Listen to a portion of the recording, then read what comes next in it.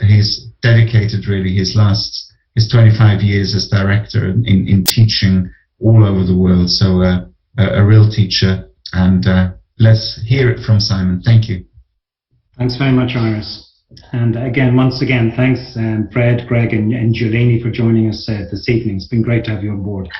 So my topic is going a little bit deeper into the first semester and covering the topic of tetralogy of fellow.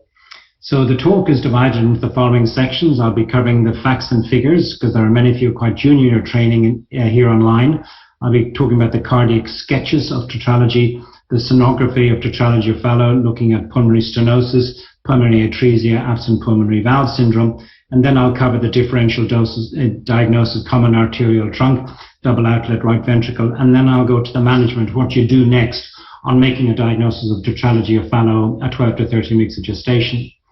So we start off with the schematics, and this was a question that's come through repeatedly online, and Iris has asked me to put it up.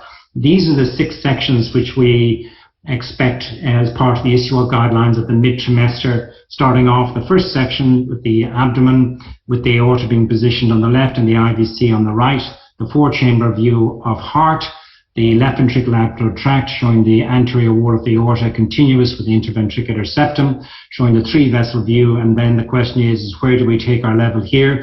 Is it at the level of the valve? What's the level you take it at the aorta and you're measuring these 3 vessels, and where do you measure isthmus on a 3-vessel tracheal view? And the last section is looking at which is not included in the ISUOC guidelines, but we will include this in the first semester, particularly given the strong association of tetralogy fellow at 22q, because we want to look at the brachiocephalic vein and the internal thoracic or mammary arteries and veins.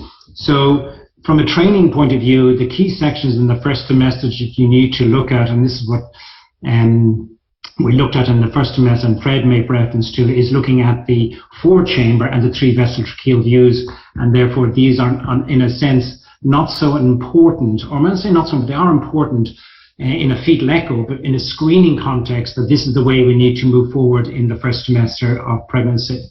So if we look at tetralogy of Fallot, it's really the trilogy of Fallot, because we don't see the right ventricular hypertrophy prenatally, and every schematic that you see on a Google search shows the heart in this position, but this is the way we actually look at things when we've got a transvaginal or transabdominal or transvaginal transducer. We always aim to get the apex up, and here we have the aorta sitting astride, so the ventricular fill from both ventricles is going into the aorta, and therefore the aorta is dilated. And then the pulmonary artery, which comes across superior or anterior to the aorta, is small, because a proportion of the right ventricle is already gone to the aorta, and then a diminishing amount of volume goes in. So it becomes a functional pulmonary stenosis by virtue of a volume reduction, but there also is coexistent valvular stenosis in many of these tetralogy of Fallot. So I guess I need to just take one step back for a second and just do a drawing for you of what happens is tetralogy. It's always easier by drawing on a piece of paper, and the first type you may see is simply a VSD. And when you see a perimembranous VSD, you always ask yourself the question, well, is the aorta sitting astride? So is it offset? So in fact, tetralogy Fallot can be very subtle, or indeed it may evolve as the pregnancy progresses. But for most that we pick up in the first semester, the real deal is where we see that the aorta is overriding the interventricular septum at this point here. That's only a mild degree of override, and I've drawn that the pulmonary artery is secondarily smaller. And these are the key features of tetralogy of Fallot. The next, if you look at it, which is the more likely the one that we will pick in the first semester, is a more obvious degree of override. So here's the aorta sitting astride the interventricular septum. I've drawn with about a 50-50, and if you look at the outflow, it's going into the aorta, and therefore we have a reduction in the pulmonary artery. But as soon as we have the point where the aorta now sits predominantly or more than 50% across the ventricular septum, it now becomes called a double outlet right ventricle. And because it's the aorta sitting astride the ventricular septum, it can be a double outlet right ventricle Fallot type, or a double outlet right ventricle with a subaortic VSD. And of course, the pulmonary artery is going to necessarily be much smaller. And then after that, you may find that in fact the pulmonary artery and the aorta, both of them come out of the right ventricle, but they're side by side.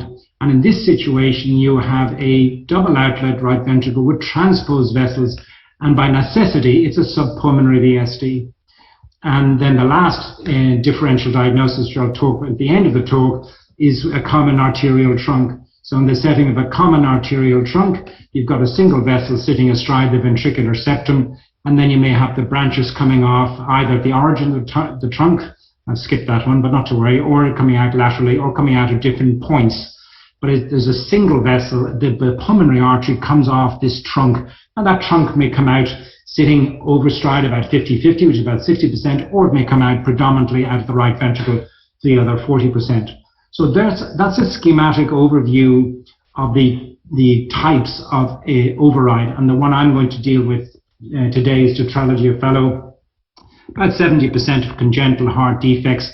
Now, what's an important aspect in a first semester diagnosis is it's commonly associated with other abnormalities. So as soon as you see a tetralogy of Fallot in the first semester, you must go screening for other malformations. And you're far more likely to see that at 12 to 13 weeks than you are at the mid-trimester, because there's a much higher incidence of tetralogy of Fallot in the first semester, much higher association of malformation, and a much higher incidence of a chromosomal abnormality. And if you look at it somewhere, depending which paper you choose to quote, about the order of 20 to 50%.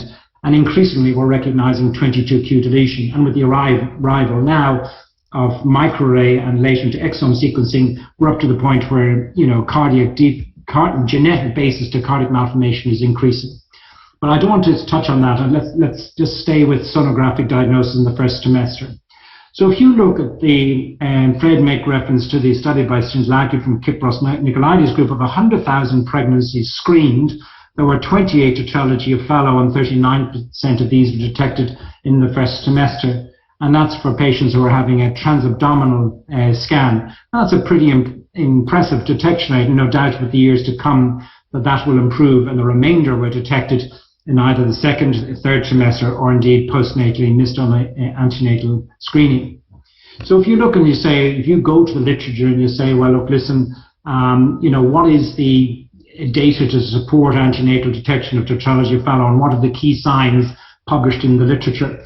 Well, the first is if you look for the markers of congenital heart defects, which is nuchal translucency, tricuspid regurg, and an abnormal ductus venosus, 40% for tetralogy of Fallot. Now, that's pretty helpful information, that before you even go to examine the heart, in 4 out of 10 Fallots, there will be a marker that will lead you to suspect that there is a cardiac malformation and indeed tetralogy of Fallot.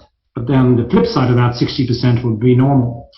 The other important papers in the published literature is the Y sign, which is a very useful marker at the 3-vessel tracheal view, which Jelani spoke about, seeing the equal size vessels.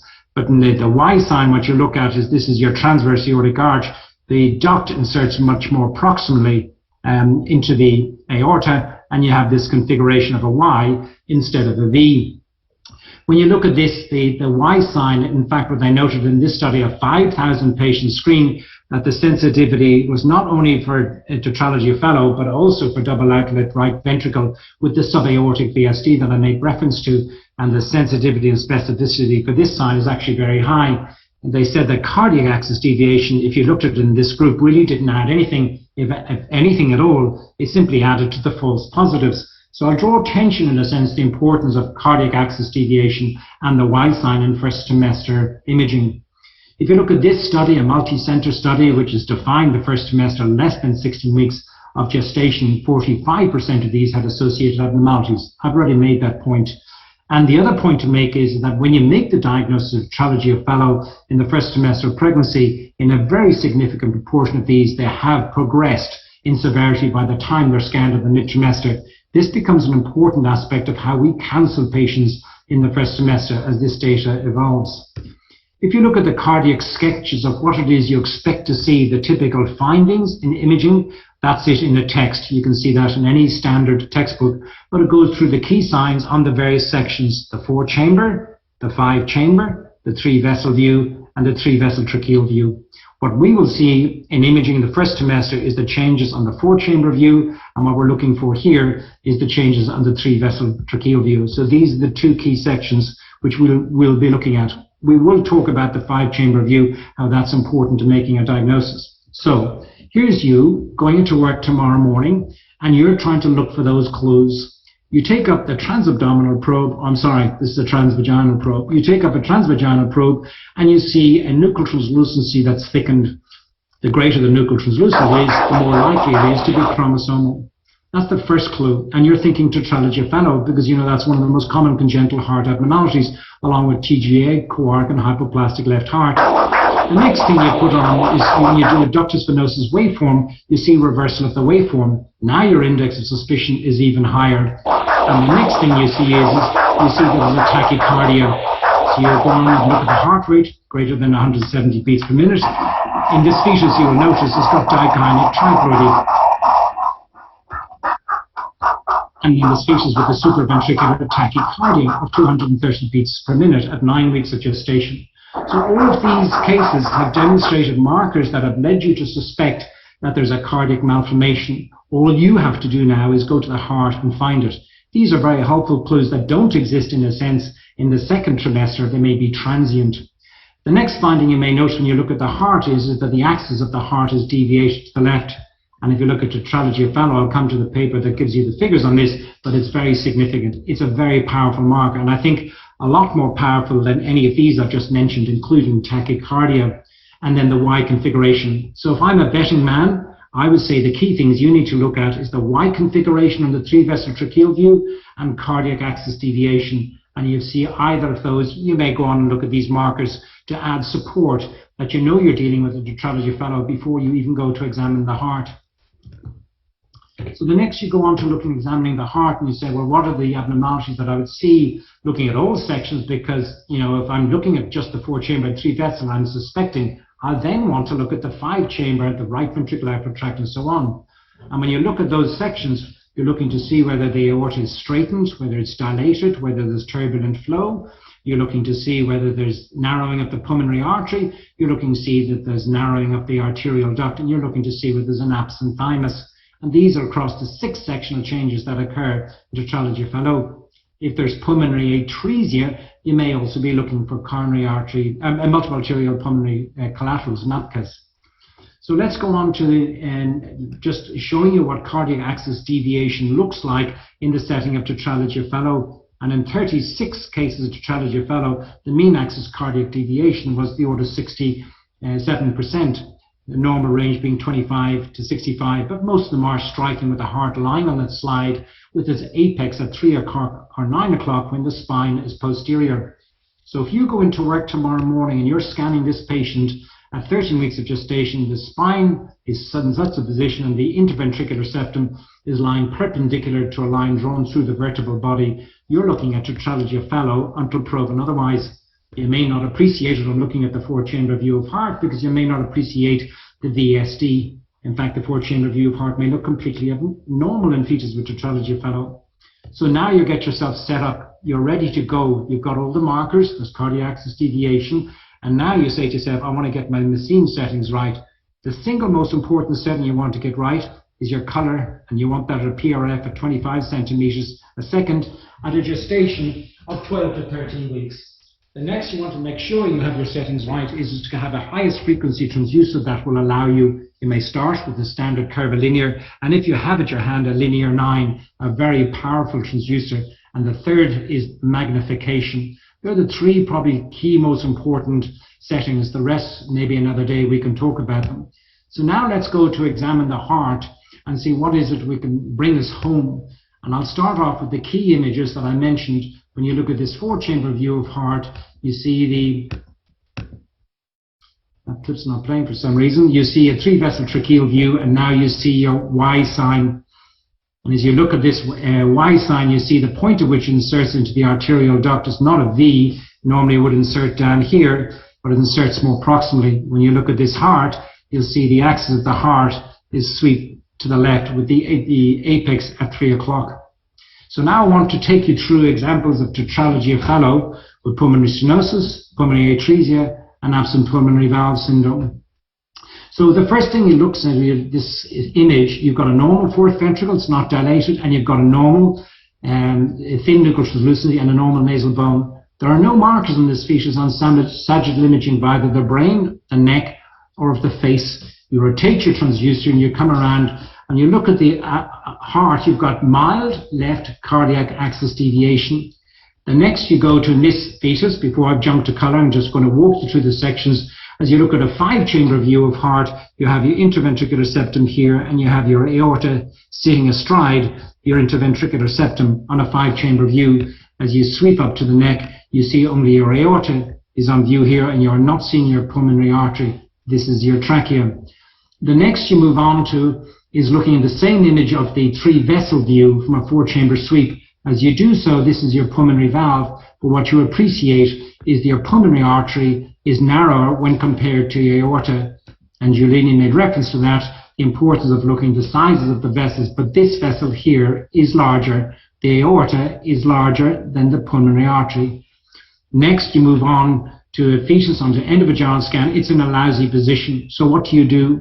You invert your image, because you can image through the spine in the first trimester. The beauty of the first trimester when compared to the second. Once you inverted your image, you then turn on your colour. You set your PRF to 25. You alter your power and your gain. You've got your mind on your indices, keeping them less than 1. And as you look at this heart, you now appreciate that the aorta is sitting astride the interventricular septum. And next you look for to see if there's any evidence of aortic dilatation. And then you look to see your 3-vessel tracheal view. Because the heart is inverted, I've now changed my colour the other way around. So I'm demonstrating my 3-vessel tracheal view in forward flow. And as I do so, I see the point where it enters, the duct enters into the undersurface of the aortic arch, gives me my Y sign. And now I'm highly suspicious that I'm looking at tetralogy of Fallot. I've got aortic override. I've got my Y sign, but what I have that's reassuring is that I've got a good sized pulmonary artery, or at least at 13 weeks of gestation. I don't know what it's going to be at the mid-trimester, but as Fallows go, that's a good sized pulmonary artery when compared to referencing that at the mid-trimester. I then take a stick volume of this and I demonstrate the findings that I've seen on 2D with greater detail, seeing with my aorta override. And here's my interventricular septum, here's my right ventricle feeding, and both the right and left ventricle feeding the aorta, giving rise to aortic dilatation. You then move up to the thymus, and as you move up to the thymus, you appreciate your left brachiocephalic vein. You can see internal thoracic artery and vein, and here's your thymus box. And that's reassuring to see because you're suspicious of 22q deletion in this setting. The next situation you're faced with a fetus with a thin nuchal translucency. In the bottom right-hand corner, you have a normal ductus venosus waveform. And in the bottom left-hand corner, you have a heart which is sitting with its apex pointing towards 3 o'clock. In a sense, very similar to the previous case, you didn't have any markers, look the standard markers, but you did have cardiac axis deviation. The next, when you move on to this, is to move to a higher frequency transducer. So I'm still scanning abdominally, and now I've gone to a 9 linear. For me, this has changed the picture completely. I can see that the aorta is sitting to the left of the spine. Remember, about 20 to 25% of them will have a right aortic arch. I then sweep to a 5-chamber view, and now I see the aorta sitting astride. And then I go to the bottom left-hand corner, and I sweep up from the stomach to the 3-vessel onto the 5-chamber, and now I see how significantly dilated the aorta is. The point of dilatation of the aorta is distal to the valve in the first trimester of pregnancy. When we talk about the question mark sign, this is the point of greatest dilatation that you will see in a first trimester scan when looking at tetralogy of Fallot. And you can look at this as we go through the remainder. So this is sweeping up from a stomach to a 4-chamber, which looks relatively normal, and then sweeping up, looking at the branch pulmonary arteries and then the aorta. And you can slow that down, and as you do so, you can see with the use of cine, which is a very important tool because the fetus is so active in the first trimester, you can now see your branch pulmonary arteries, which are really quite tiny, but still a reasonable sized pulmonary artery, and at least you're seeing one, and we're not looking at a pulmonary atresia, which carries a worse prognosis. In all of these, I look at the 4th ventricle because I want to know, is this aneuploid? And you've looked for triploidy, close to 100% of them will have a dilated 4th. I'm looking for 13 and 18 and so on, microdeletions and duplications also. I find that a useful marker once I've got a Fallows, whether I'm looking at a Fallows that's related to chromosome abnormality. And then I move on to my arches, and as Fred made reference to, we're on to a fetal echo. As I look at my arch, I see my dilated aortic arch with the neck vessels, and here's my ductal arch inserting more proximally than it would normally. It would insert further down the arch in a normal fetus, giving a V sign, where we have got the Y sign. In this case, if we look at here, another case of the thin nuchal translucency with a normal ductus venosus waveform, no markers on sagittal imaging, none of the traditional markers present. But when we go to a 4-chamber view of heart, we see a normal inflow, and then we sweep from a 4-chamber to a 3-vessel view, and looking up to the 3-vessel tracheal view, we see the trouser leg appearance coming out of both the ventricles, and here's aorta. Now, you haven't seen the pulmonary arch, and you're probably asking me, how do you know, Simon, you're not dealing with a pulmonary atresia if there's no pulmonary artery on view? And in a situation when you're faced with that with colour, remember that it may be a slight rotation of the transducer, or it may be a matter of turning down the PRF to get the pulmonary artery in view. So as I come down from the aorta, now I have my branch pulmonary artery coming into view. Here's the aorta, here's the trachea, SVC, and here's my branch pulmonary artery. In fact, in that particular view, you can see how dilated the aorta is in reference to the narrowed pulmonary artery. So be careful before you jump to a diagnosis of pulmonary atresia. When you move up to the 3-vessel tracheal view, you may take off colour and move to power. And I think power would be my preference over colour in the first semester, particularly at endovaginal scanning, because now I can see the point where the arterial duct comes in and joins the aorta more proximally. Remember, it should be like so in a 3-vessel tracheal view. So now I have the hallmarks of tetralogy fellow. In fact, this was the same patient just a week earlier, and if we look at the trouser leg appearance of both vessels, the aorta sitting astride, being filled by both the right and left ventricle, the Y sign was actually picked up at a scan earlier at 13 weeks of gestation. That 14-week scan was when she came back for her chorion biopsy. I'm going to show you in a reverse direction in this fetus. So this is just a fetus I saw a few days ago, again with a tetralogy fellow, but I want to start by showing you with this stick evaluation. So when you look at the stick evaluation, the thing that really strikes you is how dilated that aorta is. And the point of greatest dilatation is when it turns the corner after the level of the aortic valve. You then see the narrowed pulmonary artery coming in, and then you can use the more sophisticated renders, and this is using with one of the newer renders where you can turn the background down in terms of a silhouette mode and give you more depth perception of the ventricles and of the great vessels. And here's the narrowed arch, ductal arch inserting under the undersurface of the aorta in a more proximal position. But as we work back from those images, we look at the 2D image here of a 2D stick, we see the hyperturbulent flow. And the reason you see that is because you've got both pumps and pumping into the aorta. You can also see as you look where the point is a pulmonary valve. I did not appreciate that on 2D. And then in the bottom left-hand corner, you can use of the power of a cine loop, shows the aorta sitting astride the ventricular septum, and now you can see the perimembranous VST on both color and a wash across on both color Doppler, confirming your perimembranous VST, which of course coexists with tetralogy of fellow. And now working back, this was my starting image. So this is the heart, which has no cardiac axis deviation, a thin nuchal translucency, normal nasal bone, no tricuspid valve regurgitation, and a normal ductus venosus waveform. Normal, as you sweep from a 4-chamber, but you come up to the 3-vessel tracheal view on 2D, there's nothing to be seen. And that's in a sense why color needs to be a mandatory inclusion in routine screening, because you're only going to identify these abnormalities by including color Doppler. It is so hard to appreciate aortic override. Even when you look back on this case, you may argue with yourself whether aortic override exists in this patient or not, but you've seen the starting images showing the typical appearances on a stick evaluation, and you also see that Y configuration when you look at your 3-vessel tracheal view, and it's that single image that takes you on the path to tetralogy of fellow in the first semester.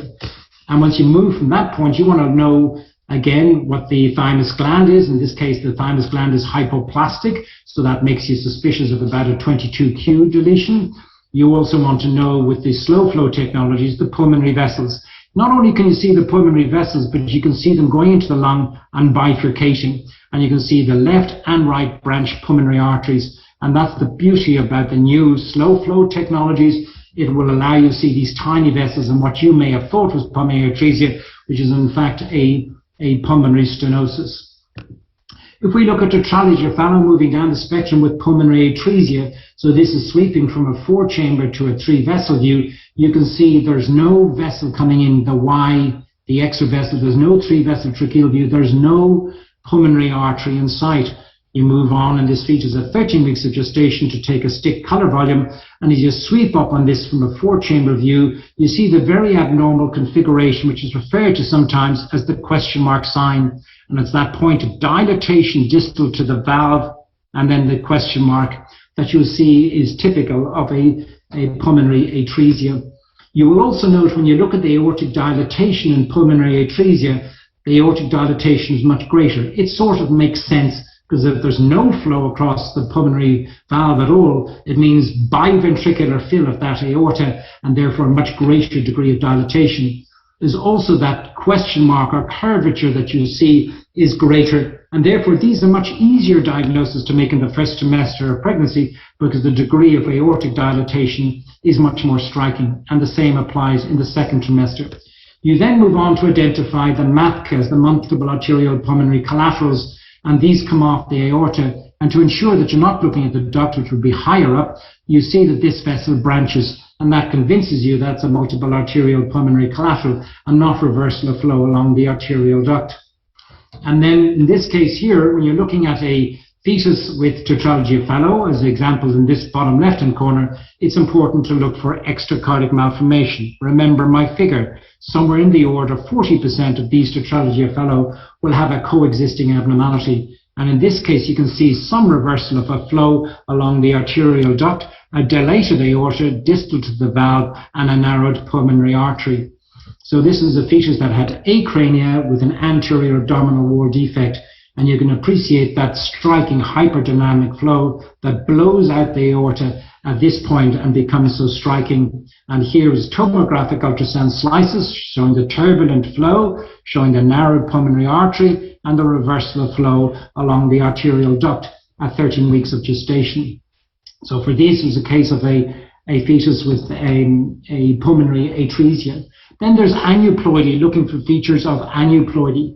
In the setting of aneuploidy, you remember for 13, 18, and 22q, and in this fetus here with digonic triploidy, a thin nuchal translucency, but as you scan through the fetal head, you see the dilated fourth cerebral ventricle here, and that's what brings you to the diagnosis. Plus, if you look at it, you've got the abdominal circumference is below the first centile, and you can simply eyeball that, and here's your question mark sign of your tetralogy of Fallot or pulmonary atresia. You need to identify whether there is a pulmonary artery there or not, but in a sense it becomes a little bit academic in you have behind the tetralogy of Fallot a severely abnormal fetus with multiple abnormalities related to digonic triploidy. But in fact, as you look at it here with your stick volume analysis, you will see there is a small pulmonary artery, so it's tetralogy of Fallot with pulmonary stenosis and not pulmonary atresia.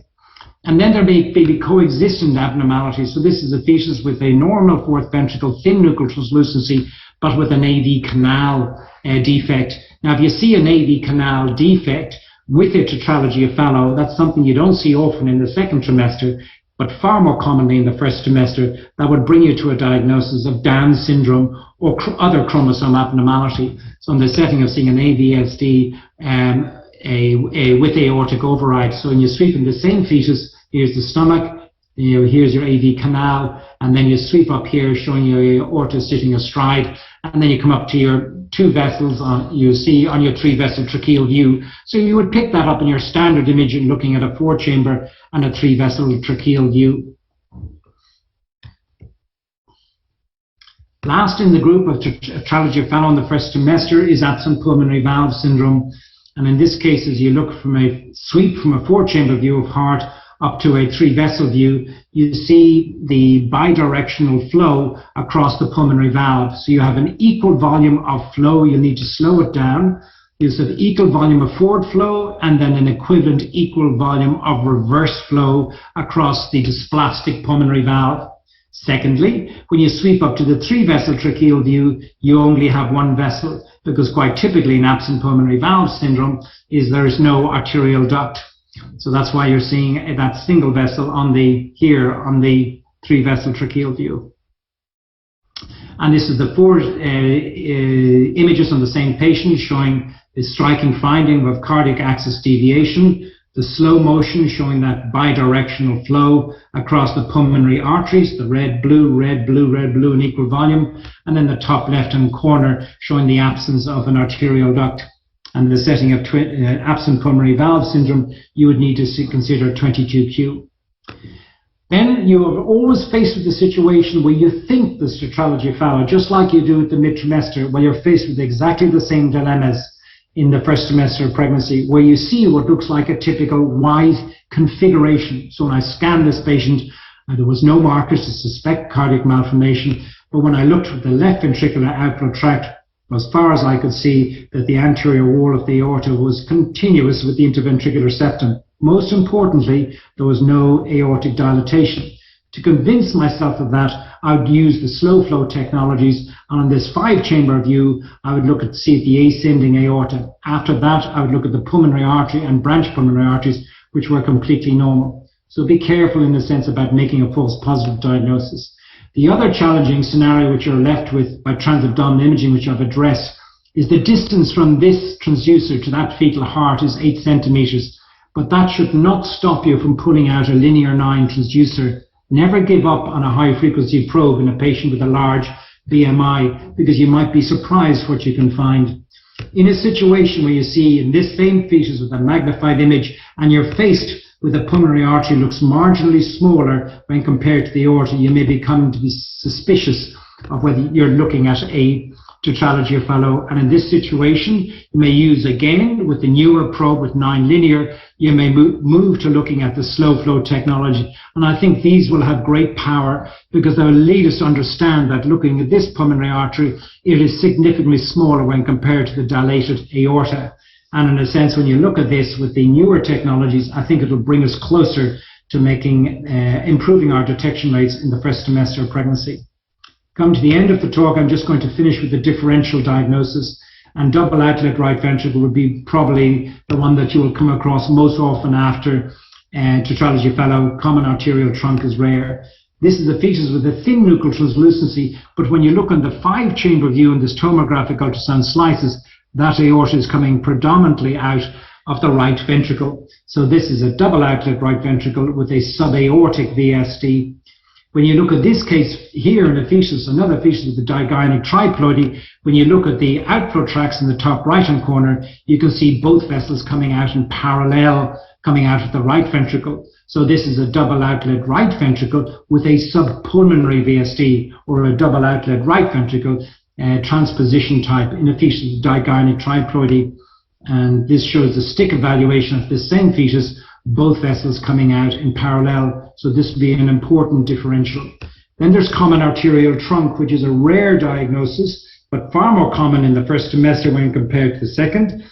Firstly, by its association, a common association with chromosome abnormality. So in this case, left cardiac axis deviation was the first clue. And then you go on to the stick volume analysis of this fetus, you see this tricuspid valve regurgitation.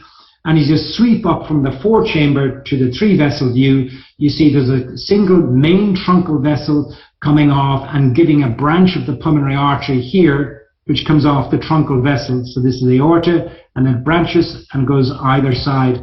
And this is a same image here, more footage of the same patient, that rendered image showing here's your common arterial trunk, and here's your branch pulmonary artery passing underneath as it exits from the heart. But a very difficult diagnosis to make at the best of times, especially in the first trimester of pregnancy. In the interest of time, I'll skip that as a common arterial trunk out of the right ventricle, and I will skip that. And then you're left with the perimembranous VSDs, and these are a differential diagnosis, very difficult in the first trimester. So when you scan this heart, you ask yourself the question, you have your edge enhancement on dropout, and you want to know, am I looking at a perimembranous VSD or not?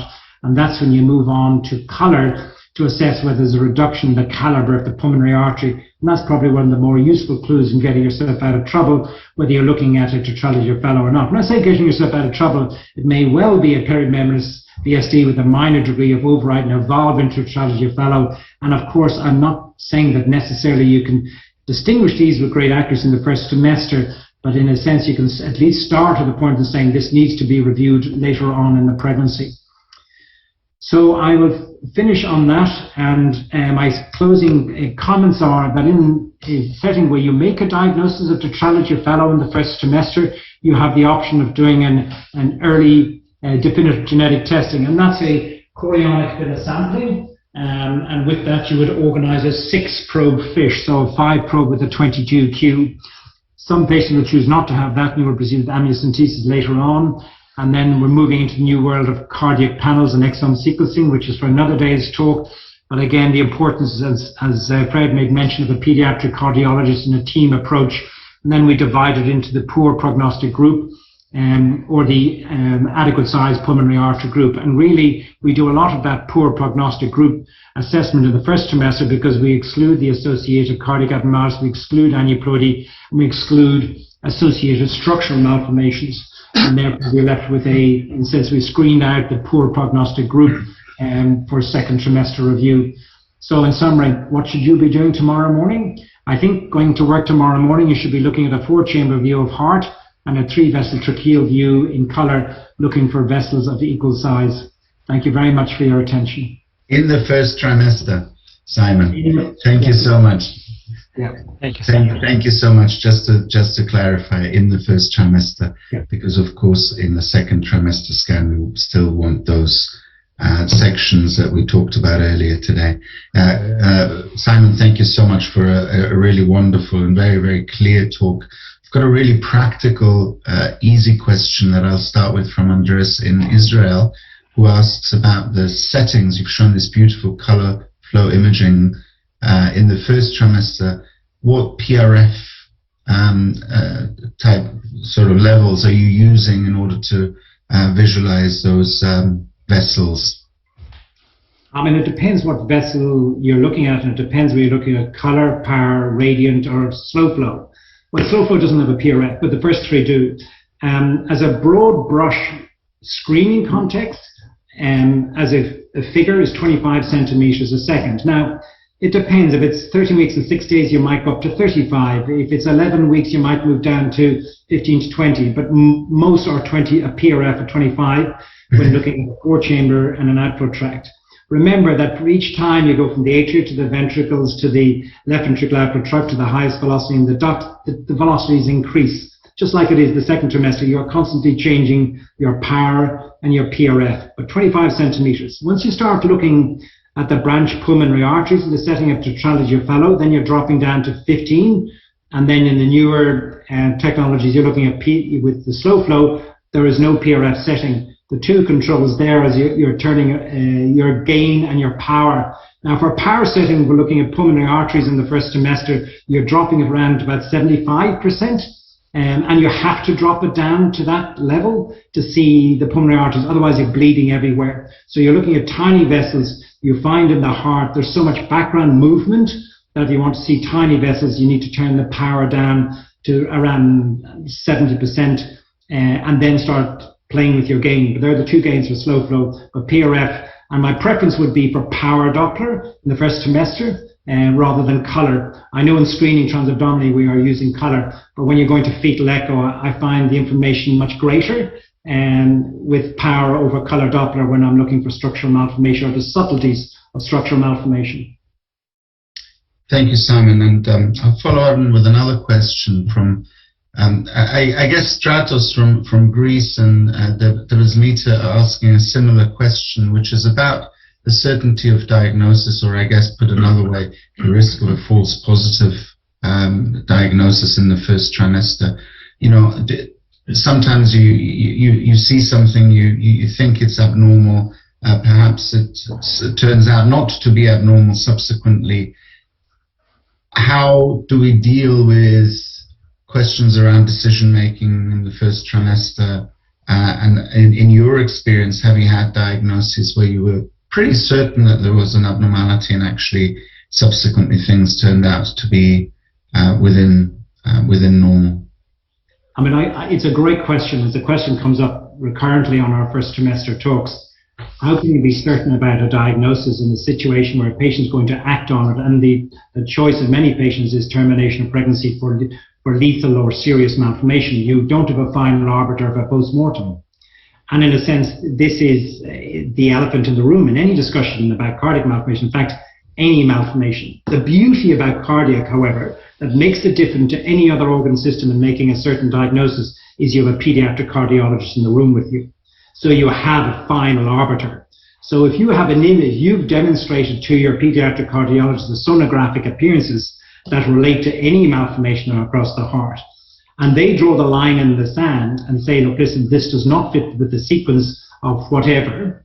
But I'll tell you what I find, Iris, is there's two categories in a sense in the first trimester. There's the category that are the lay-down misère, the right aortic arch, the hypoplastic left heart, the pulmonary atresia with intact septum. They're lay-down misère. There's no uncertainty. When you're talking about the subtleties of co-arc, you're talking about the subtleties of override. Is it a double out? How can you be sure? You accept those limitations in the first trimester of pregnancy. You end up cancelling the patient on a differential diagnosis, on a patient that may require surgery. For what that surgery is, you may not know until later in the pregnancy.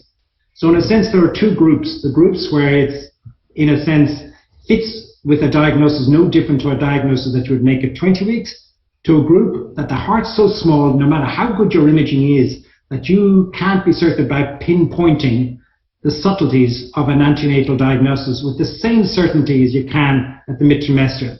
Whether that be your inexperience or whether it be who had the experience of the cardiologist in the room, you always need to factor that in your counselling. And the paediatric cardiologist I work with factors that in. So they'll counsel a patient along a pathway. And it's a pathway discussion rather than a specific anomaly sequence diagnosis pathway, which you clarify in more detail later in the pregnancy. But it's a very important point. So, Julene, I always like in your talks, especially when you do the quizzes, there's always the first question is it normal or is it not normal? Before you even go to any diagnosis or anything like that. And I guess this is what Simon alludes to, is the first question is it normal or is it not? And then if it's not abnormal, is there a very major abnormality here, or is there an abnormality that you counsel, as you say, Simon, within a differential diagnosis, and perhaps it doesn't really matter at that early stage what the precise nature is of the anatomy, and it may not be clear until later on. Is that Julene, would that be your kind of experience as well? Well, I can only talk from the specialist fetal echo, and obviously I only see the high-risk patients for one reason or another. So I always tell them that the image vary, but there is a minimum standard that I need to see to say the heart's fine, I'll see you back at 20 weeks. I need to see 4 chambers. I Doppler all the valves. I need to see the ventricular septum to rule out an overriding aorta. And I need to see the 2 vessels, similar size. And I look at the aortic arch and sagittal, and that's the minimum, to see 4 chambers, 4 valves, Doppler all of them, septum to rule out overriding aorta, and the 2 vessels in a normal position. If I see that, I know I'm not missing anything that is major, apart from VSTs, moderate VSTs I can't rule out at 13, 14 weeks. If I can't see that, I need to work it out. And then, even if I see that minimum, so the minimum standard for me is crucial. If I don't see that, all of that, I don't pass the scan as normal. But as I said, I scan usually 13, 14, 15 weeks, the majority of my early scans, sometimes 16 as well. And if I can't see that, there's an abnormality, and then I have to work it out what it is. And then I use power, high definition, whatever it takes, and I look at pulmonary veins. If I can see them, I look at branch pulmonary arteries. And it's just, as a cardiologist, you have a different eye, as excellent as I am as an obstetrician. I can do lots of things obstetricians do, but not, from the scanning point of view. But I'm not a fetal medicine specialist. So I think you need to know your limitations, and some people can go, a long way, some people cannot. So provided you know your limitations, you are not putting the patient at risk, which is the main problem, to misdiagnose something with certainty, and then maybe never know that you made a mistake. So I think self-conscious of one's limitations and what you're trying to achieve. I always point out to the patient. I've done that in lots of live sessions. I say, can't do that on the Zoom. This is the size of the baby's chest, 1 inch. And they think it's the heart. The heart is, that size, and I need to get through your tummy. And so I say, I need to see this, and that. If I see that, I'm more than happy. If I can see more, I push as much as the baby allows me to see. And then I judge when I see them back again, depending on the information I get from the scan. Thank you very much, Juleni. And one more question from Jonida, and maybe I'll ask Fred this. In the 3-vessel view, and Simon, also you talked about measurements. Do you do that routinely, or do you, in a routine setting, just look at the equality between the vessels? Do you measure them routinely, or is that just if there is a question about it? I think we need to have pattern approach and not to measure. I think that in the cases what Simon showed, majority of them, they have very abnormal pattern of this aorta that is coming abnormally, and you can pick up, it's easy just by looking. The cases that you are missing, it's okay because you are doing screening at 20 weeks, so you will, mild cases, okay, you will miss, but you will have additional scan at 20 weeks.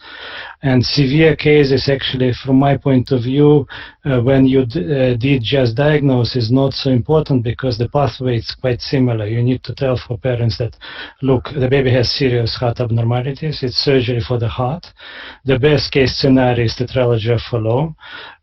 You need to do genetic testing because this group of abnormalities for conotruncal associated with genetic conditions, and after doing CVS and getting results of the microarray, so you can refer for cardiologist. So actually we are booking for cardiologist during CVS. If results is coming as abnormal, so it depends what parents they would like to do. If they would like to do termination because of chromosome abnormalities, so there is no any point to involve cardiologist, to spend time for cardiologist for looking for those cases. If you want additional clarification because of DGOH plus heart abnormalities, of course, this is the role of cardiologist, and at that time, the baby will be already around 14 weeks. So Juleni or somebody, other cardiologists, they can scan better. And they can see pulmonary artery because actually the biggest problem that I've seen in conotruncal defects actually to see the valves, to see the pulmonary valve. To see, because all that we are looking actually is to see pulmonary valve, and if the baby has truncus, so there is no valve. If the valve is atretic, so this is the result. The answer will be depends mostly on pulmonary valve appearance. Thanks very much. We might, Juleni? I was just saying, for normals, for all normal scans, I measure pulmonary valve, aortic valve. They're 1.2, 1.3 millimeter. That's within the limit of ultrasound. So if you're measuring that in all patients that are normal, because I'm not doing the screening, and then in tetralogy, if there is forward flow, you can see the valve.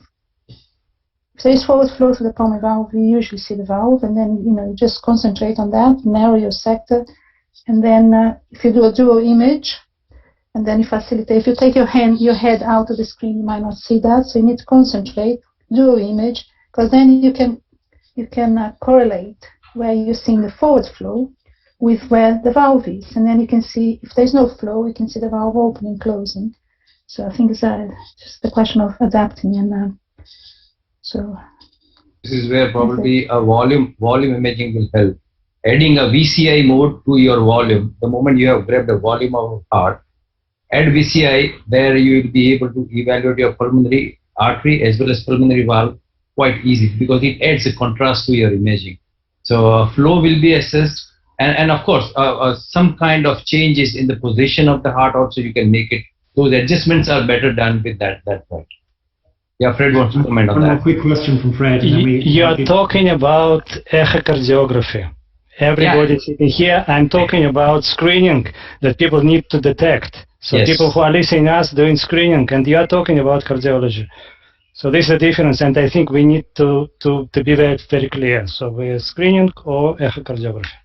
Well, I think the talk that Simon gave is not screening, is it? Or screening. It was the So I think echocardiography. the comments here can go either way. Yeah. Yeah, I think it is completely different. Screening, I agree with you. Mass screening, maybe you should start with 4 chambers and the 3 vessel trachea. That is a big step forward. And as people get used to that, maybe the technology changes and may go further. It's complete separate screening from specialist scan. Yeah, and one more thing, what Simon told about the slow flow. It's the important button is balance. The moment you reduce the balance to around 70 or 60 to 70, your imaging of the fetal heart in the first trimester is so fantastic. So that is one important point, balance. That's a key button whenever you are evaluating your slow flows in the first trimester or the second trimester. It's not overall flow, it's a balance button that's important. Okay, thanks very much, Prashant. I think we might keep moving. We're a little bit behind time, and it's a great pleasure to introduce Greg, who's up at the ungodly hour. What time are you now, Greg? It's now 7:45, but I got to 4 o'clock this morning to be. So Greg's been up since 4 o'clock this morning, so we're going to keep moving. And it's a great pleasure to introduce Greg, who's the director of the Fetal Diagnostic Centers at Pasadena, Tarzana, and Lancaster in California. And he's the clinical professor in the Department of Obstetrics and Gynecology at the David Geffen School of Medicine, UCLA. And as many of you know, Greg, I'm sure all of you know him, but he's been teaching in the subject of fetal cardiology for many years and started it all out, having been the recipient of the Thresher grant and the research fund from Yale University, and that got him on the road to 20 years of imaging or longer. And he's providing a lot of consulting and assisted community-based obstetricians, and has been awarded the Joseph Holmes Clinical Pioneer Award, the American Institute of Ultrasound Medicine. And I'm not sure if many of you know, but he's also recently awarded the Ian Donald Gold Medal from ISUOG. So it's a huge pleasure to have Greg join the faculty this evening. Thanks very much, Greg, and I'll hand over to you. Okay, thank you. I hope you can see my slides clearly. Perfectly. Okay, good. The title of this presentation is Pearls and Tricks of the Trade in Screening for Congenital Heart Defects. When screening for congenital heart defects, it is like looking for a needle in a haystack, since the incidence of major heart malformations is 3 per 1,000. This means that you will examine 333 normal fetuses to find one with a heart defect. Therefore, during the next 20 minutes, I would like to review the following that may be helpful to you, introduce several new technologies. This presentation will discuss the following: frame rate, image width and depth, cardiac image orientation, quick method to image the aortic and ductal arches, quick method to identify end diastole used for Z-square measurements, optimizing color power, HD radiant and slow flow, detection of ventricular septal defects, clues for detecting endocardial cushion defects, clues for detecting detransposition of the great arteries, clues for detecting tetralogy of flow and truncus arteriosus, and clues for detecting coarctation of the aorta. Let's examine the effects of frame rate, image width, and image depth on the clarity of the 4-chamber view. By decreasing the width of the image, the hertz increases from 27 to 74. Once the angle of the ultrasound beam is decreased, the image appears larger and the frame rate is increased further to 95 hertz when one decreases the depth. This results in greater detail for image analysis. The next pearl that I have found useful is adjusting the orientation of the 4-chamber view. In pediatric cardiology, the heart is examined in specific image planes and specific orientations. This allows the examiner to become familiar with alterations of cardiac anatomy associated with congenital heart disease. However, those of us who examine the fetal heart have not followed this principle as closely as we should. While we have all agreed that the guidelines for screening for heart defects should include images of the 4-chamber view, 5-chamber view, 3-vessel view, and tracheal view, the problem is that the fetus does not always present in the same position during the examination. To illustrate the various orientations, this is a sample from 100 fetuses in which the transducer was moved over the maternal abdominal wall in an attempt to view as many orientations as possible. The most common orientation was when the septum was perpendicular to the ultrasound beam. This occurred 86% of the time, but the oblique views occurred in 64 and 50% of the time. The apex was at 12 o'clock only 21% of the time. This illustrates the number of positions of the four screening views in the fetuses in the vertex and breech positions, either the left side up or the left side down. This results in over 20 fetal positions and 80 image orientations. For me, this is a headache. So what have I done or what have I found to be helpful? First, I always orient the apex of the ventricle on my left. This can be done by touching the left-right flip button or by rotating the transducer 180 degrees. Next, if the four-chamber view is oblique, I like to move the transducer over the maternal abdominal wall to reorient the image so the septum is perpendicular to the ultrasound beam. This illustrates reorienting the image by moving the transducer over the maternal abdominal wall.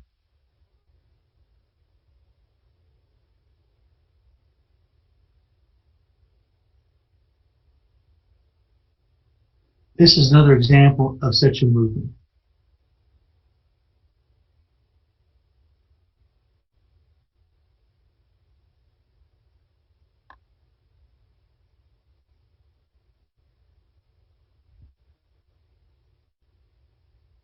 Using these two techniques, the examiner only has to memorize 8 views, 4 when the left side is down and 4 when the left side is up.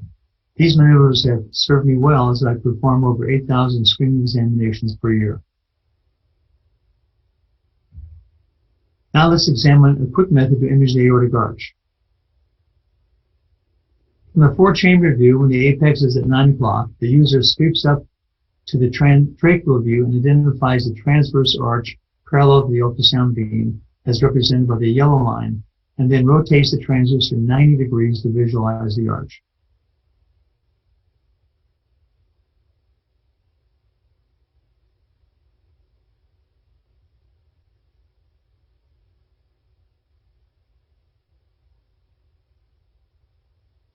The second method is to identify the four-chamber view as I previously described, and then rotate the transducer 90 degrees at the level of the ventricles and sweep up towards the fetal neck. The arch easily appears using this approach.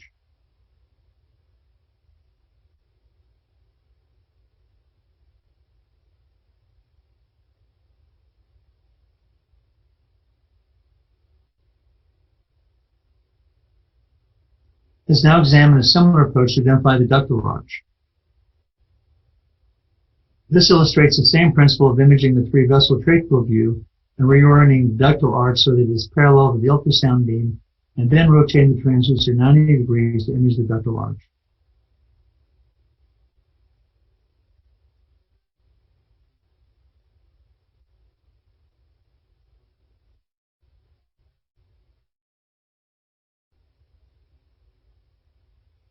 Next, let's examine a quick method to identify the end-diastolic image of the four-chamber view. The reason this is important is because certain evaluations of the fetal heart require measurements of ventricular chamber size at end diastole. These 3 studies by Schneider, Lee, and Kirshnan are the most cited references in the current literature. One method is to identify the end diastolic frame using a simultaneously recorded M-mode. A second method is to identify the annulus and toggle between the first frame that identifies the annulus moving towards the apex and stepping backwards one frame to identify end diastole.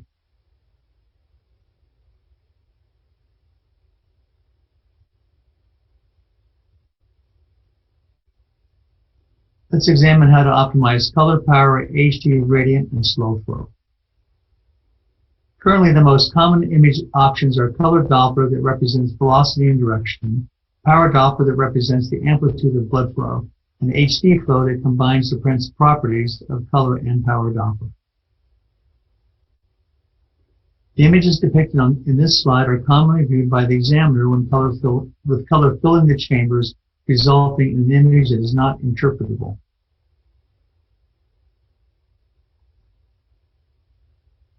Therefore, what can we adjust to improve the image? The options listed on this slide, acoustic output, velocity, balance, wall filter, and gain, can all be applied to the image modalities of color, power, and HD flow. Let's see what the effect of acoustic output is on the image. On the volume sound system, the acoustic output is located at the bottom of the screen and can be adjusted by turning the knob below the icon. Doing so changes the thermal index of soft tissue as represented by TIS and the thermal index of bone represented by TIV. By adjusting the acoustic output, it changes the thermal index for soft tissue and the thermal index for bone as I just mentioned. The changes are located at the top of the screen as indicated by the green square. Note in the image on the upper left, the thermal index of 0.1, there is no color display. When the acoustic output is increased, so the thermal index is 0.2, color appears. When it is increased to 0.3 in the image on the right, the tricuspid regurgitant jet appears as confirmed with the pulse Doppler waveform.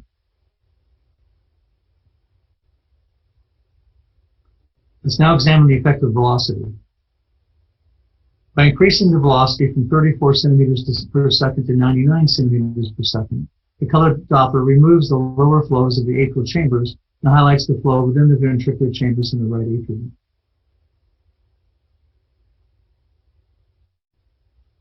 Let's now examine the effect of the wall filter. By adjusting the wall filter from low 1 on the left to high 1 on the right, the tricuspid regurgitant jet appears, which was not readily apparent when the wall filter was at low 1.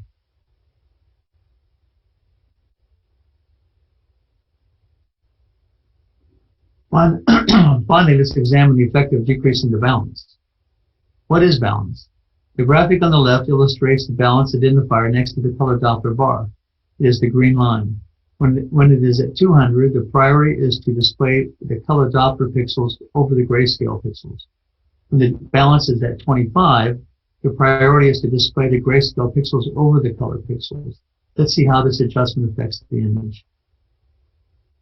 On the left, the balance is 150 with a priority of color over grayscale pixels. Notice overriding of color on the grayscale image. On the right is the effect of the balance at 25.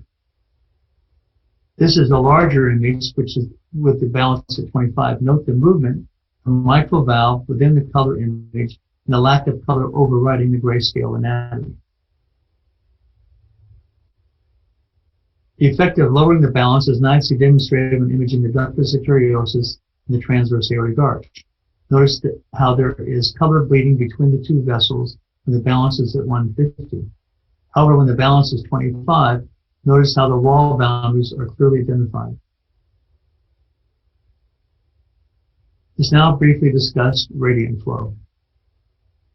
Radiant flow is the application of a 3D curve overlay superimposed on color, power, and HD flow images. This is similar to what is available with 4D stick rendering of these imaging modalities. These are examples of radiant flow for color Doppler and HD flow. Notice the three-dimensional effect of the flow images.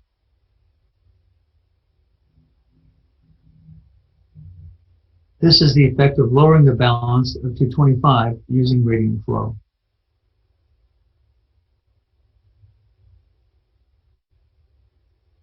This is an example of radiant flow with a balance of 25 in the fetus with ventricular disproportion and an interrupted aortic arch.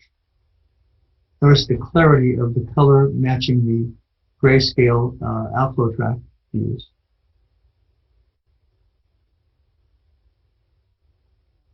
Let's spend a brief moment discussing slow flow for imaging the fetal heart in the first trimester. Slow flow is a new imaging modality which the wall filter has been adjusted to allow slower flow velocities to be displayed, which could not be seen previously. Slow flow HD has been used to evaluate flow in the placenta, fetal lungs, brain, kidney, and liver. However, it can also be used to examine the first trimester fetal heart. This illustrates the heart using the transabdominal probe at 12 weeks. Note the separation of the ventricular chambers by the septum.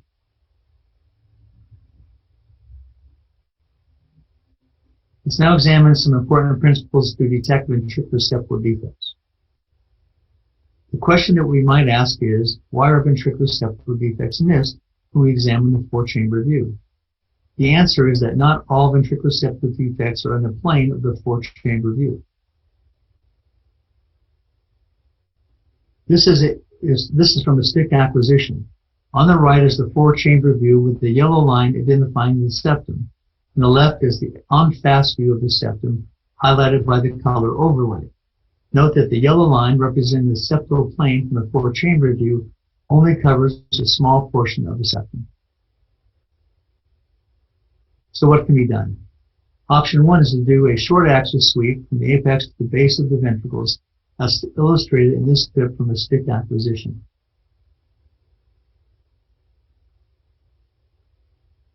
This illustrates the real time of the short axis sweep.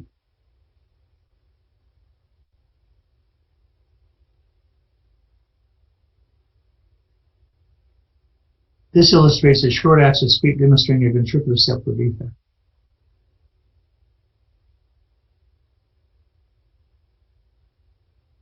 The second option is to sweep the four-chamber view from the diaphragm to the upper chest.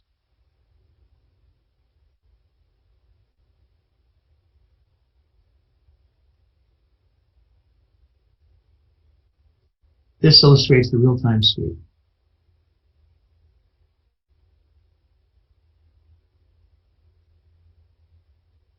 Another important principle is to realize that because of the limitations of lateral resolution, the image on the left does not clearly demonstrate the VSD. However, by orienting the septum obliquely, the combination of axial plus lateral resolution identifies the VSD. Finally, the addition of color Doppler demonstrates the VSD when the grayscale image does not.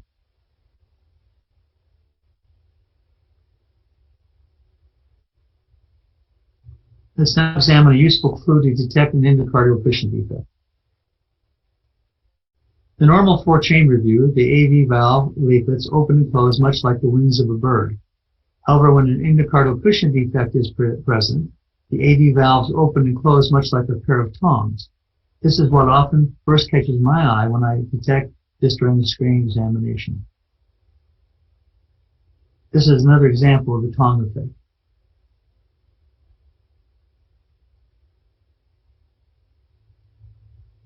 Let's now examine clues to detect detransposition during the screening examination. The recommended transverse sweep does not demonstrate an abnormal configuration of the pulmonary artery exiting the left ventricle as can be seen in this TUI image. The only clue is a single aorta originating from the right ventricle.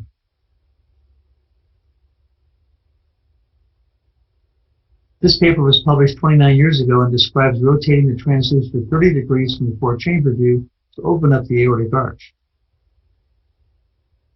This is an example of such an approach.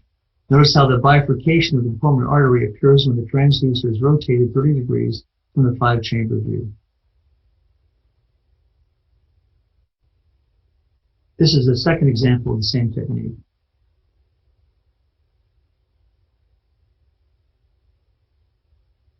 Let's now examine some clues for detecting tetralogy of flow and truncus arteriosus during a screening examination of the fetal heart. 30 years ago, we described the first paper reporting the diagnosis of tetralogy of flow and noted that the clue to this diagnosis was an enlarged aorta observed in the five-chamber view. For me, this has often been the first clue for detecting tetralogy or truncus during the screening examination. On the left is the short axis view showing the enlarged aortic root and the smaller pulmonary artery. On the right is the five-chamber view illustrating the enlarged aorta. Another useful tool is color Doppler to evaluate the flow along the ventricular septum. In the normal fetus, flow is only observed along the left side of the interventricular septum during systole. However, with tetralogy and truncus arteriosus, flow is observed along both the right and left sides of the septum as blood exits the enlarged aorta, tetralogy, or the common vessel, large vessel, in truncus arteriosus.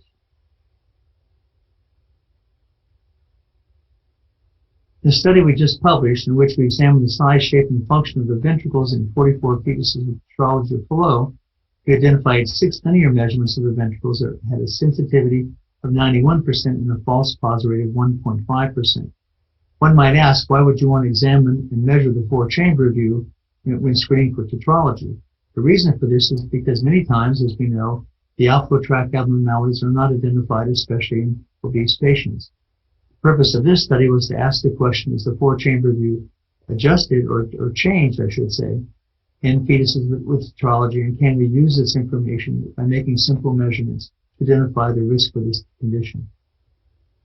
The 6 measurements included the end diastolic length and width of the 4-chamber view and the length, basal, and mid-chamber widths of the ventricles.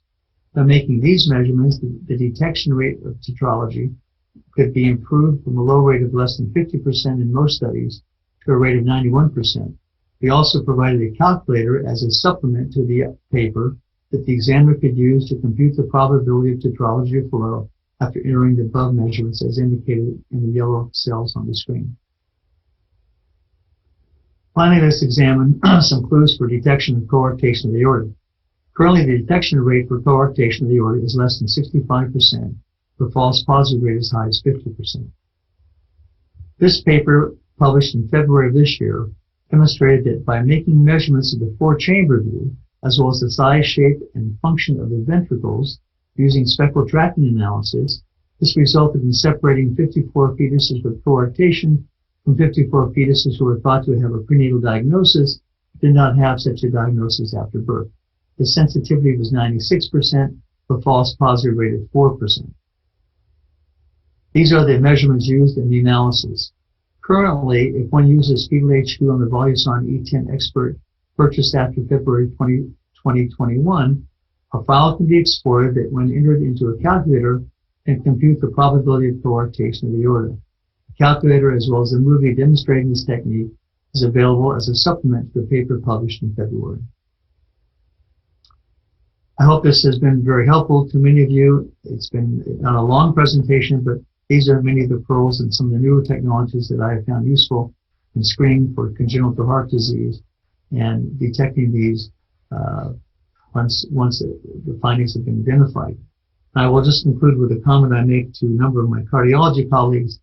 I often tell them that they have the easiest job in the world because patients are referred to them because someone suspects a defect. The most difficult task and the hardest examination is to find that needle in the haystack for the screener. So the screeners who do this on a daily basis have the most difficult task, and the cardiologists have the easiest. Thank you.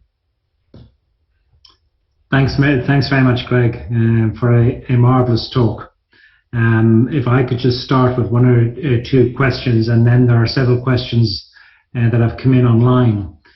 If I can start with regard to your work that you just published on tetralogy of Fallot, and to improve your sensitivity and your detection rate by taking these cardiac measurements on a 4-chamber view. Firstly, I gather in that paper the mean gestation age was at 28 weeks of gestation, but in the sense of, in a screening context, are these parameters not more in need at the mid-trimester?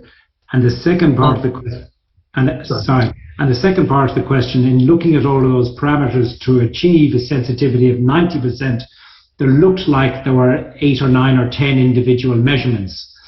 Did any of these, were there any singular measurements that had greater strength over others? Because the practicality of taking 8 individual measurements on a 4-chamber in a screening context, even though it is very sensitive, how would it work?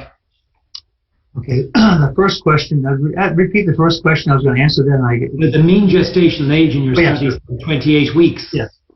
Here's what we did. The tetralogy of Fallot fetuses were ones that were referred, of course, to cardiologists, and we got this from a database from the UCLA. But we had fetuses down in the range of 20 weeks. And so as we tested it, worked in those fetuses as well as the larger fetuses. And what we have, the regression curves that we have, we use fractional polynomial regression. We have equations that describe the size of the chambers from 20 to 40 weeks. And from these, we compute the z-scores. That's what we were doing with that calculator.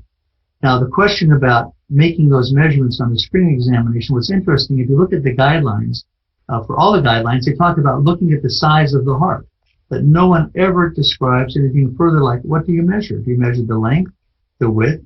What do you measure? It's never described in the guidelines. And so what we did is I did the analysis, and it's called logistic regression, to come up with the equations that you saw on that calculator. Is I said, okay, what can somebody do? And it would take maybe a minute or two. So you find your end-diastolic frame. You first measure the width of the ventricles at the base. That becomes your first measurement. And you take the midpoint of that and drop your line to the apex to measure the length. And then you find the mid-chamber and drop your line and do the mid-chamber measurements. It takes about 2 minutes to do. The trouble is, none of us do it. Most people don't. They just look at it and they say, well, it looks okay to me. But no one's actually measuring the size of the chambers. And we've found that this works with tetralogy, and also it works with deep transposition. Because in these views, people say the 4-chamber view is normal. Well, guess what? It's not really. And so we found a lot of different nuances. But this is something that for people to think about and to consider maybe incorporating measurements like I just demonstrated, those measurements, as part of your protocol for screening. If I added another 8 measurements, my sonographers would walk out on me. Well, you don't see the difference between you and me is I don't have sonographers. I do it myself. Okay. Well, you pick up the values without measuring anything. Yeah, I know, but I'm just saying, when I developed the concept, I said to myself, first of all, is the 4-chamber view normal in tetralogy? And doing the analysis, the answer was no, it's not, which is a very interesting concept. So this was a spin. I tried to take something from a detailed analysis to something maybe practical for some people, because we know half of the tetralogies or less are not picked up by looking at the views we talked about in our talks. People just don't see it. Okay. I made a comment earlier on, Greg, that I have a preference for Julian, come to you in a second, a preference for using power Doppler in the first semester. I have a strong preference for power over color Doppler. Could you comment on that in your experience? Oh, I agree with you 100%. I really don't like to use color in the first trimester. I think power, and I think with the new slow flow, it gives us a chance to see some more vascular structures. I use HD flow. That's really, when you're talking about power, you're really talking about HD flow, because HD flow is a combination of color and power, and so it does give us a direction. So yeah, HD flow is what your choice should be in looking at the first trimester heart. Thank you. Giulini. I just had a question. Have you tried to measure pulmonary and aortic valve as screening for tetralogy? 2 measurements? Because that is definitely abnormal in all the tetralogies. Julian, once you see that, you know you've got a problem. When you measure those valves, for most of the cases, and I've had a few cases where the aorta and the pulmonary valve were normal in the second trimester. But for the most part, most of the time, there's a significant difference. And again, once you see that, you're on your way to making the diagnosis. But the problem, especially with obese patients, many people have a difficult time finding those structures or identifying them to measure. This is why I came up with the concept of measuring the 4-chamber view. You know, especially when you can't see clearly, you think, well, maybe I can at least do that and see what you find. I think coming back to screening, I mean, I take your point of, the measurements, and you are an expert, you've done M-mode for a long time. But most people don't actually know how to use M-mode on a screening level. Well, in M-mode is not what I'm talking about. You're taking the 4-chamber view, you're finding end diastole from the 4-chamber view, and you're making your measurement. Yeah, you can do that, but it's just because you showed an M-mode. I know you're expert on M-modes and everything. Yeah, the M-mode was used to show you how to find end diastole. That's why I use the M-mode. And actually, the second technique I showed is the one I use all the time, by looking at the annulus and seeing how it moves. There's a question that's come in, a recurring question that's come in with regard to offering genetic testing in the first semester. Do you offer CDS? And the answer is yes. And do you offer, in the setting of a conotruncal, do you offer 22q? And I think I would say for all cardiacs, we would offer. The question is firstly, is that something you agree with? You would go beyond just the, on a fish, you would do a 22q, would you go beyond that? And the second question is would you, in genetic testing in the first trimester, Giulini, if I could ask this, and maybe Fred, to comment on, in the setting of making a cardiac diagnosis and offering a CDS, what genetic test do you request? Well, the obstetricians usually request that. But we do, if they do a CVS and there is a cardiac abnormality, do a PCR initially and then go on to do the array CGH, which will include the 22q. Okay. So if they do a CVS for structural cardiac abnormality, they will go ahead and do the array. Okay. And usually, sorry, Fred, do you want to comment? I think we in UK we now have also exome options, so we are doing exome. In ours, yeah. Those in more selected cases, isn't it? Yeah. I think. Usually the exome, if there's some additional abnormality in the majority of isolated cardiac defects, as much as any cardiac defect is truly isolated, usually the exome is reserved for those where there is an additional anomaly. But obviously that's going to be changing as the cost of some of these tests come down as well. There's no doubt that there is some diagnostic benefits in adding them. As far as I know, Aris, the cases that are going through a CVS, because I just came across a lady that came to me because there was an increased risk of trisomy 21, and she had a CVS. So I'll take it back because we didn't have the array because I think it failed. But I think there are some cases when it's not an increased NUCU, it's just from the screening, and then some of those cases just do a PCI. Isn't that correct? Mm-hmm. I think array gives a lot of much more information with the microarray, because that also adds, there's no need for doing PCR for 22q11 deletion. Anyway, the turnaround time is 4 to 5 days. Within 5 days, you are going to get all the results about microarray. There is no point in adding the FISH for 22q11 nowadays. That's what we are practicing in India. Well, Can I make a comment? Greg. Yeah, I want to make a comment about the real power of what we do with the heart.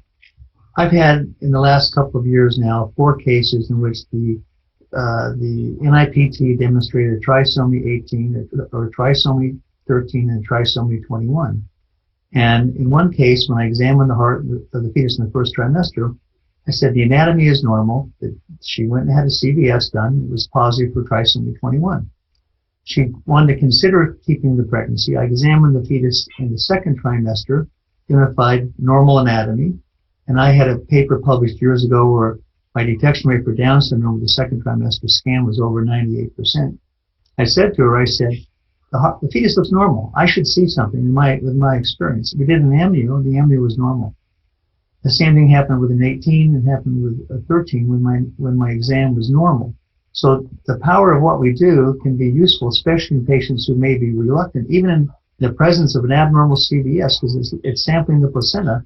This was a placental mosaicism, and the fetus did not have that. So it's always important when you have those patients who are wondering what's really going on, look at what you do and ask the question before just jumping to say, well, the CVS is positive. You have Down syndrome. Thank you very much.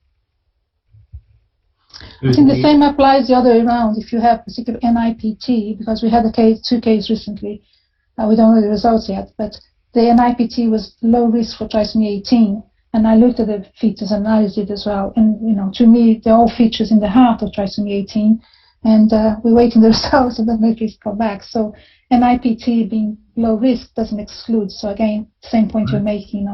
Believe what you're scanning, and if you have the experience, you can raise the issue.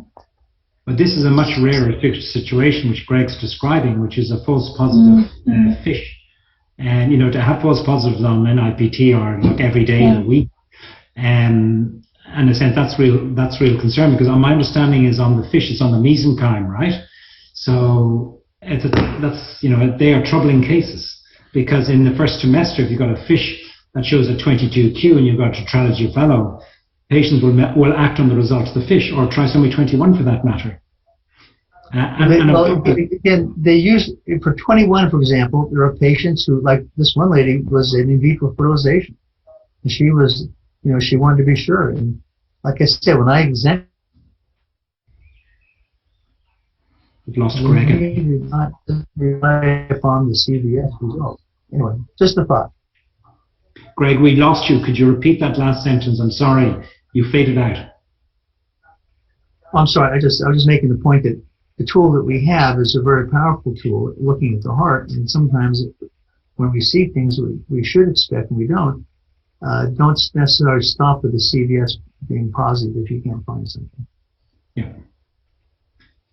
Fred. Yeah, I would like to add, in our department we have a clear policy that if the fetus looks normal and the results, we use PCR, not FISH. Results of PCR are positive for condition, we wait for karyotype. And we inform actually a lady before doing CVS about this situation. So because we also had false positive results of in the past. Yeah, so I think it's very important that ultrasound is sometimes stronger than genetic testing. And I agree with Greg that if ultrasound is normal, so we need to think twice. I'm talking about expert ultrasound, not. I could ask just coming, because we need to wrap this up soon, but if I come and just ask just a broad question to the faculty. Have you any reservations about screening for structural abnormalities of the heart in the first trimester? No. No. No? If people are trained for that? Look, I guess I wasn't expecting no from everybody. I was asking the question because there are sensitivities about making a diagnosis for cardiac malformation in the first trimester, because it's a difficult structure. We struggle with detection of malformation at the second trimester, and there are many think that's premature going to the first trimester. For the very point I was making earlier on, you don't have a final arbiter. But maybe I'm asking the wrong group. I guess, Simon, in some sense, the question is one of diagnostic certainty. Yes. So so there are certain things where you have strong diagnostic certainty. Think beyond the heart. In the first trimester, if you saw an anencephaly, you've got strong diagnostic certainty of an outcome that is not compatible with life, and you can make decisions much more easily. If you have abnormalities which are either non-lethal or where the diagnostic certainty is much more difficult, then obviously you're going to need to follow that up. And there's a continuum, and it's not just the abnormality that makes the diagnostic certainty, it's also imaging factors. So you may have a really bad cardiac abnormality, but because of body mass index or some of the factors that we've talked about, your diagnostic certainty is not sufficient to make initial decisions. And I think one of the most important things is always to be humble enough to be able to say to the patient, look, I just don't have enough information here to be able to direct you in one way or the other. Please come back in a week, come back in 2 weeks. That's my strong opinion.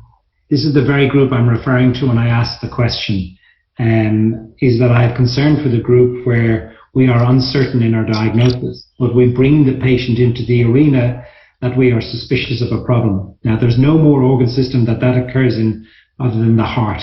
Brain may be second, I think, in the first trimester. And I think it's an area we have to be extremely cautious with, how we handle uncertain diagnosis in the first trimester, prolonging a patient's agony. Sorry, Juleni. I thought your question was about screening. That's why I said I have no objection for screening.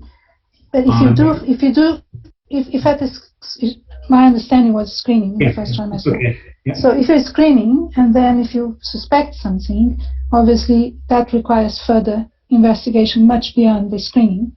Yes.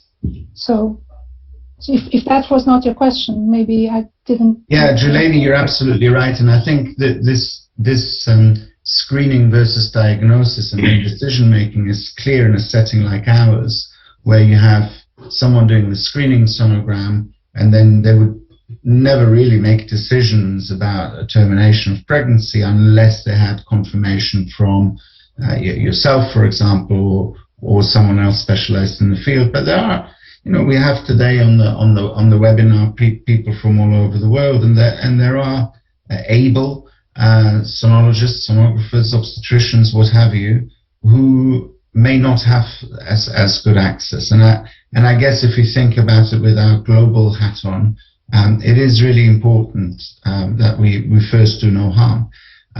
So I agree with Simon that it's not always completely clear this distinction between screening and diagnosis. It is in many settings, but not in all. Greg, you want to say something? Just one thought. If you never look, you'll never find. And we all had to start looking at with nuclear translucency, for example. That's when many of us started looking at the heart. So I would encourage those who are in third world countries or other places, they haven't started looking, to begin to do so, because they will develop their skills. And if you don't find anything, it's okay. Even if the fetus has a malformation, you may see it later on. But if you do see something that's obvious, like a hypoplastic ventricle or something pretty dramatic, it's going to be there. So I think I would encourage our colleagues who are on the learning curve to begin doing it. And with time, they'll learn, they'll become better at it, and they'll become more specific in the diagnosis. But don't not do it just because you're afraid you're going to scare somebody. Start doing it so you can learn, and you'll get better with time. Prashant? Julini first, and then I'll. Thank you. Julie. Ladies first. I think I couldn't agree more with what Greg said. I think you can't just suddenly switch like that and say, let's do screening.